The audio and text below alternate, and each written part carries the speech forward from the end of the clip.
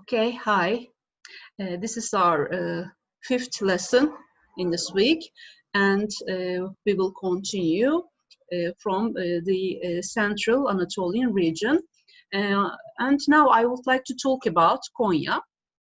Konya has a historical significance as the hometown of the whirling dervish orders, and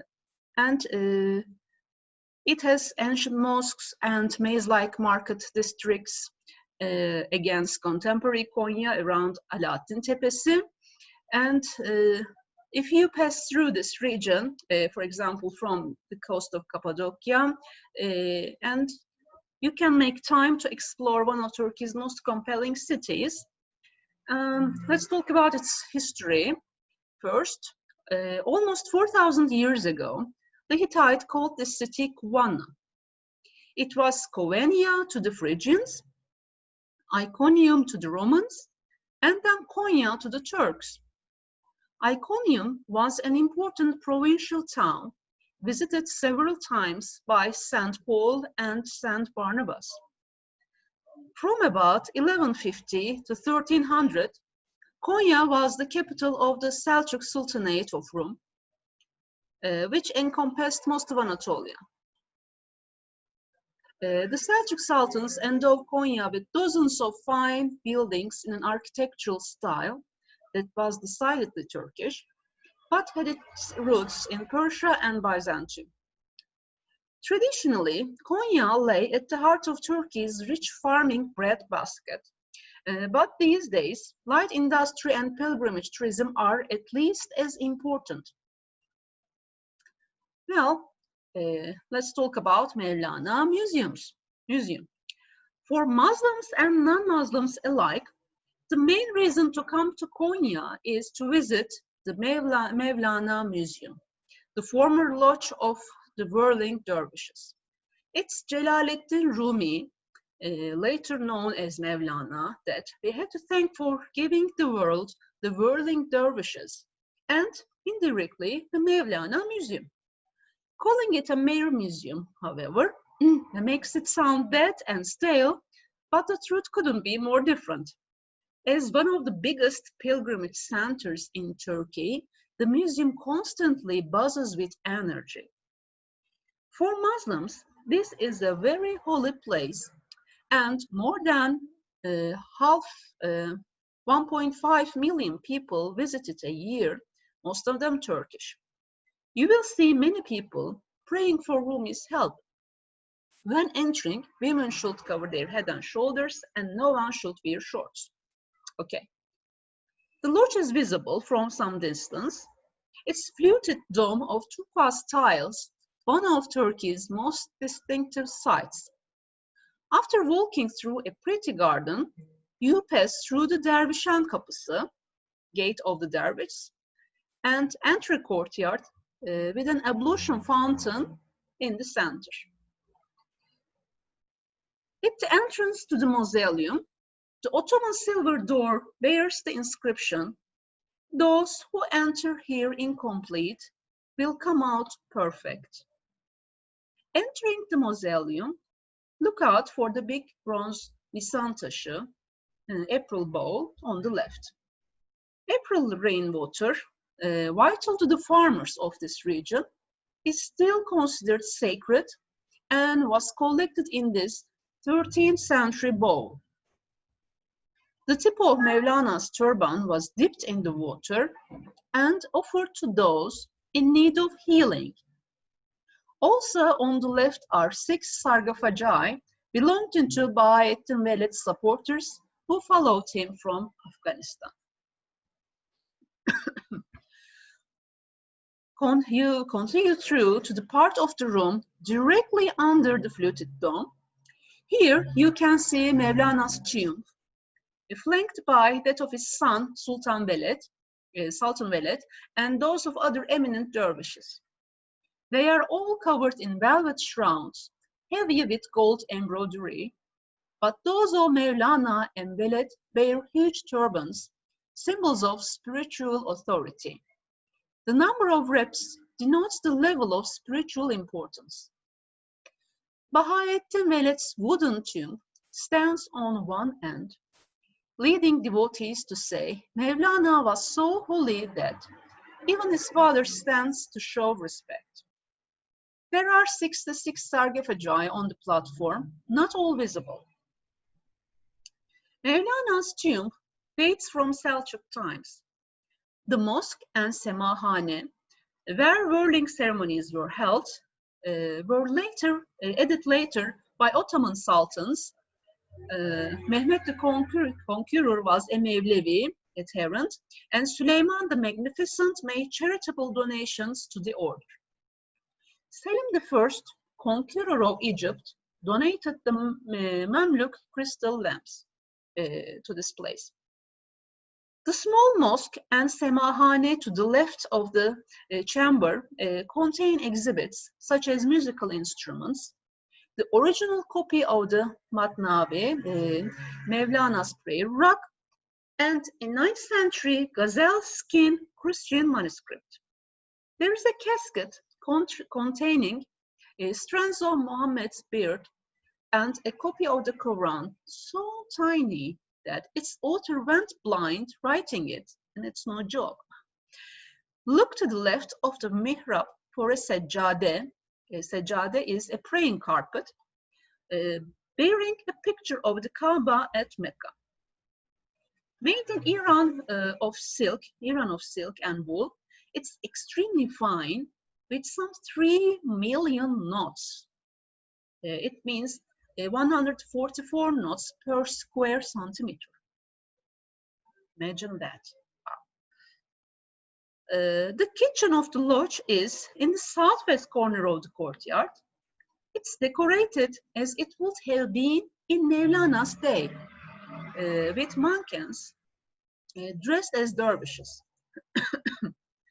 You can look out for the wooden practice board used by novice dervishes to learn to whirl. The dervish cells, where the dervishes lived, run along the northern and western sides of the courtyard. Inside are a host of ethnographical displays relating to dervish life. The complex can get oppressively busy, and seeing any of the contents of the museum display cases can be a pushing and showing, head-looking affair. If you come early on a weekday, if you want to see all the items in peace and quiet. But on the other hand, the atmosphere on busy days is almost addictive and more than makes up for not being able to properly examine the museum pieces. Beside this museum is the Selimiye Mosque, built between 1566 and 1574, when Sultan Selim II was the governor of Konya. Okay. Now I want to say a few things about Tile Museum, Karatay Medresesi Çini Müzesi. It's a gorgeously restored place. The interior central dome and walls of this former Selçuk Theological School showcase some finely preserved blue and white Selçuk tile work. There is also an outstanding collection of ceramics on display, including exhibits of the octagonal Selçuk tiles unearthed during excavations at Kubat Abad Palace on Lake Beyşehir. Emir Celalettin Karatay, a Selçuk general, vizier, and statesman who built this medrese, is buried in one of the corner rooms. Okay. There is also a museum of wooden artifacts and stone carving. The İnce Minare Medresesi, Seminary of the Slender Minaret. Now the Museum of Wooden Artifacts and Stone Carving was built in 1264 for Selçuk Vizier Sahip Ata. Inside, many of the carvings feature motifs similar to those used in tiles and ceramics. The Selçuks didn't heed Islam's traditional prohibition of human and animal images, there are images of birds. The Seljuk double-headed eagle, for example. Also humans, lions, and leopards. The octagonal minaret in turquoise relief outside is over 600 years old and gave the seminary its popular name. If it looks short, this is because the top was sliced off by lightning, unfortunately, yes. Alaaddin Camii, Alaaddin Mosque, is also an important place in Konya. Konya's most important religious building after the Mevlana Shrine. This Selçuk Mosque bestrides Alaaddin Tepesi. Built for Alaaddin Keykubat I, the rambling 13th century building was designed by a Damascene architect in Arab style.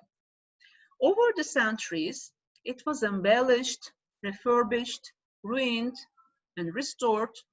The grand original entrance on the northern side incorporates decoration from earlier Byzantine and Roman buildings. Surrounding this mosque is the Alaaddin Tepesi, Alaaddin Hill, the town's favorite flower garden and park. It is at its sweetest in the spring, when its summit is a glowing carpet of tulips. There are several pleasant tea shops and cafes here. There is a Sahibi Ata Külliyesi that you can visit. Well, behind its grand entrance with built-in minaret is the Sahibi Ata Külliyesi, originally constructed during the reign of Alaaddin Keykavus. It was destroyed by fire in 1871. But the mihrab is a fine example of blue Selçuk tile work. It was built in 13th century style, in Selçuk style. And around the corner in the old Dervish Lodge, there is the Sahibi Ata Vakıf Müzesi with its red brick and blue tiled interior. Another important place to visit in Konya is Sırçalı Medresesi. Sponsored by the Selçuk Vizier Bedrettin Muhlis, the 13th century Sırçalı Medresesi was named after its tiled exterior. The Eyvan, which means vaulted hall, on the western side of the courtyard was used for classes. It's decorated with blue tiles, and its arch has a band of particularly fine calligraphic tile work. There is an archaeological and ethnographic museum in Konya. This museum houses finds from Çatalhöyük, including the skeleton of a baby girl clutching jewelry made of stone and bone.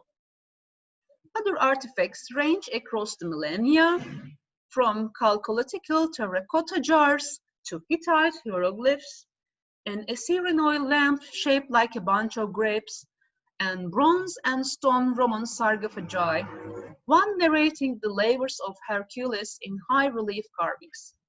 And nearby, there is an ethnographic museum, which has a good collection of Ottoman craftwork, including some keys the size of the 21st century doors, huge keys. Okay. And there is also a Koyunoğlu museum near here, okay? Now, you can, when you are here, you can watch the Sema, the Mevlevi worship ceremony, which is a ritual dance representing union with God. It's what gives the dervishes their famous whirl and appears on UNESCO's third proclamation of masterpieces of the oral and intangible heritage of humanity. Watching a Sema can be an evocative, romantic, and unforgettable experience. There are many Turkish orders worldwide that perform similar rituals, but the original Turkish version is the smoothest and purest, more of an elegant, trance-like dance than the raw energy seen elsewhere. The dervishes is dressed in long white robes with full skirts that represent their shrouds. Their voluminous black cloaks symbolize their worldly tombs. Their conical felt hats, their tombstones. Okay, this is the end of our lesson this week, and I'm going to see you at our next video. Until then, take good care of yourselves. Bye-bye. See you.